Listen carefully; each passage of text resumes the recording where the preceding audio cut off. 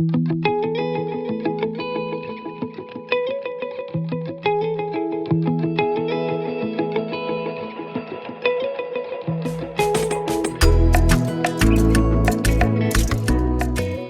we're doing another propane test on another furnace.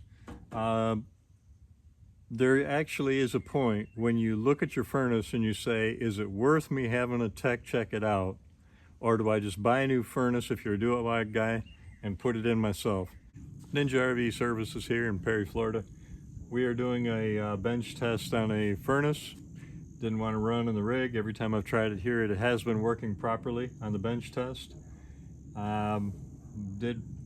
Repeatedly, I was doing an ohm test on the limit switch. I did kind of have one time where it messed up, so I replaced the limit switch. Working on Ed's furnace. The sail switch you should hear a beep when I land this, and it should be stayed on the whole time.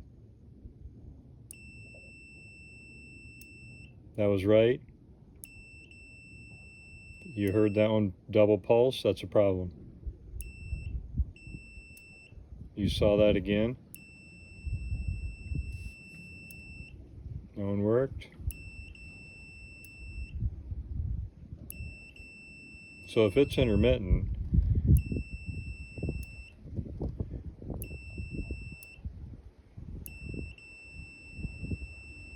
even though it's working all the time here,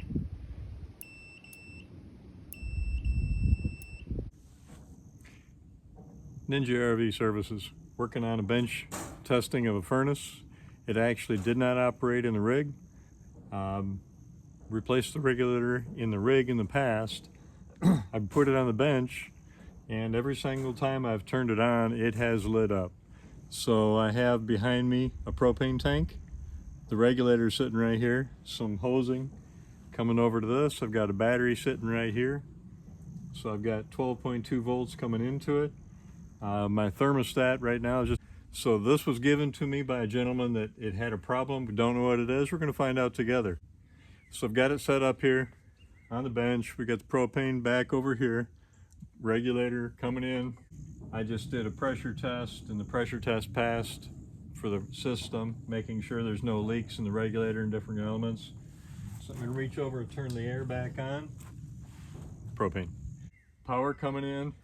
Then we connect the thermostat. The wires are short.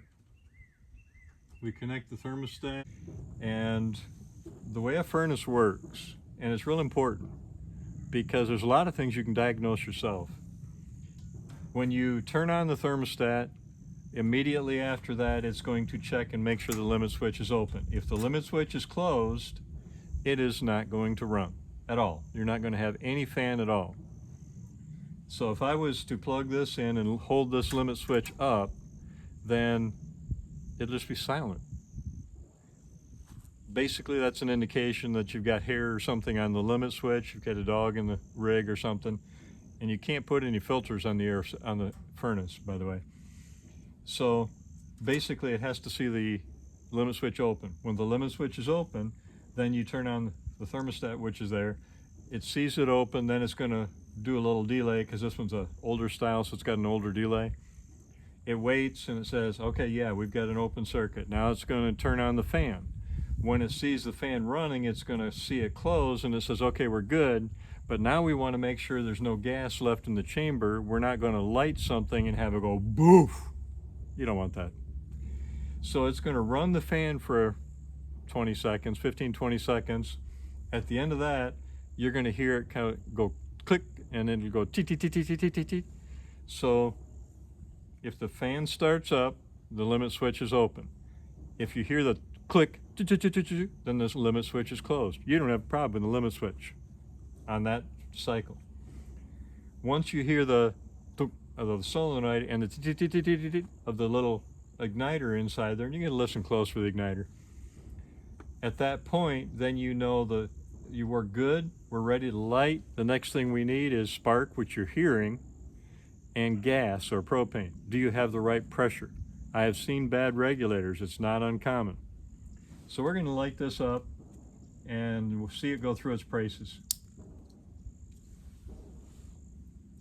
It's now checked it, it's running its time delay.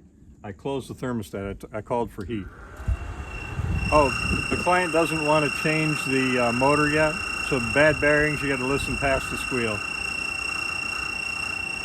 So you're hearing it, it's purging the air.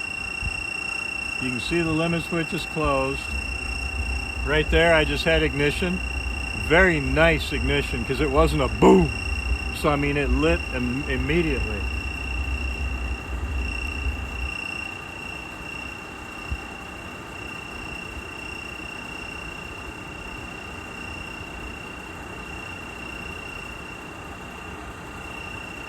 The initial problem with this RV, and it's an older RV, had been low gas pressure. So once I determined the low gas pressure and I checked some of the initial things inside here, then basically I put another regulator on. Because it's an older rig, there's no quick connect port, kind of like one of these where you can pop things on and off real easy. There's no quick connect port to check the pressure, so I've got to break in line to be able to check the pressure. So when it didn't light, I thought to myself, it's got a new regulator, so it can't be the gas pressure this time. Must be something inside the furnace. Guess what? I'm wrong. I acknowledge that. Furnace is fine. I'm going to go back and check the propane pressure one more time, see if the brand new regulator is getting enough pressure into the system.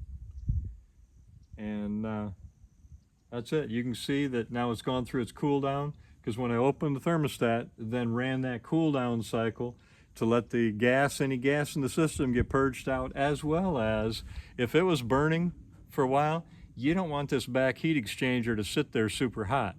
So it's actually blowing the air through there, cooling everything back off again, so that when it's done, you got a nice cooled off furnace ready for the next activation. That's all.